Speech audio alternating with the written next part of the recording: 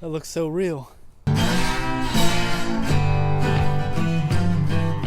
if you're thinking to yourself, wait a second, has this guy not run since January 1st? Then let me clear something up for you. No, I have not run since January 1st. I definitely thought about it though. I went to Florida at the end of January, and I thought I'll film an episode there, but I'll start off here in Jersey, walk outside when there's like snow on the ground, and then say something like, you know what, I got an idea, and do a bunch of quick cuts of me flying to Florida, getting off the plane, and then going for a run. Didn't happen though. I went for work and I was way too busy to go out for a run. But I feel like me describing it is just as good as the actual thing happening. So it's like you're getting 2 episodes in one. You're welcome. Oh my goodness. I've only heard about this in myth. You're in for a real treat. And if things go well, so am I. Stop.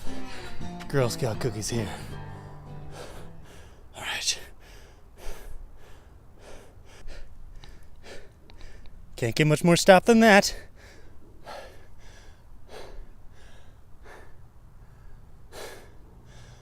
Well, this is a disappointment. When someone puts a sign in their yard that says, "Stop, Girl Scout cookies here," I expect to be rained down upon with Thin Mints, okay? That is not a lot to ask for. Well, let that be a lesson to y'all. Don't get your hopes up about anything. Set your bars low, avoid disappointment. So Florida. I went to Florida for work. I don't fly that often. I only flew one other time. I mean, actually, it was a trip to Hawaii, and it was like maybe 6 flights total. Oh, and a helicopter ride too. But I hadn't flown recently, and it was an experience. I did get patted down by the TSA. I stepped in the little scanner thing, and guess which part the machine thought was an area of interest? Yep. So he patted me down, gave him my number, and I guess we'll just see where things go from there. I also briefly lost my belt for like 5 minutes at the airport. I took it off to go through that detection area, and I put it in the little bin that they give you. And what I think happened is that those little wiper things that are on the conveyor belt that your bin goes through knocked my belt off into the machine.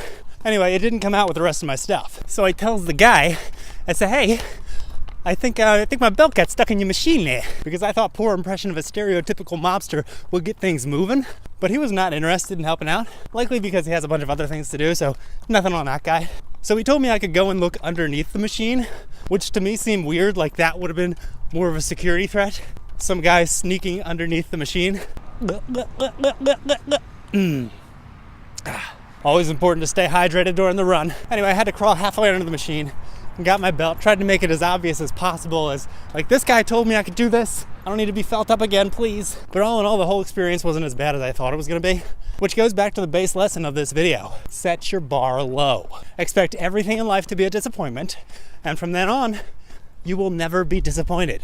Because if everything in life is a disappointment, then you got exactly what you expected. And if not, well then that's just a bonus. So how does this apply to running?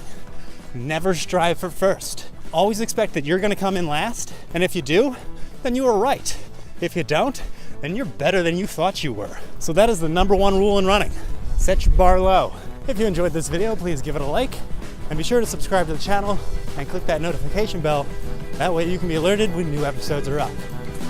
As always, thank you for watching, because it's always more fun to get the runs with friends.